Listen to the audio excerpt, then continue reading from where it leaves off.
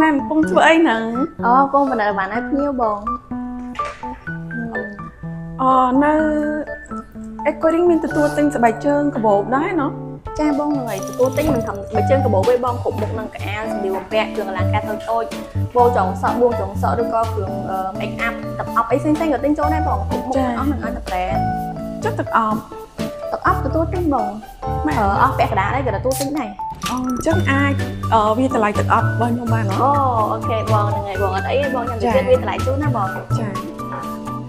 ភ្លេចប្រាប់បងសម្រាប់សាខាម៉ោង 2:71 គឺយើងបើកដំណើរការរៀងរាល់ថ្ងៃច័ន្ទរហូតដល់ថ្ងៃសៅរ៍ណាបងសម្រាប់ថ្ងៃអាទិត្យគឺយើងបិទសម្រាប់មួយថ្ងៃណាបងអញ្ចឹងបើសិនជាបងមានតំណែងចង់យកមក resell បងអាច resell ក្នុងថ្ងៃច័ន្ទរហូតដល់ថ្ងៃសៅរ៍និងវេលាម៉ោង 10 រហូតដល់ម៉ោង 7 យប់បានណាបងហើយថែមទាំងឥឡូវនេះគឺយើងមាន promotion សម្រាប់ការយកមកលក់លើសពីតម្លៃ$100គឺបន្ថែមជូន$10 free ភ្លាមតែម្ដងអញ្ចឹងគឺថាចំណេញលើចំណេញតែម្ដង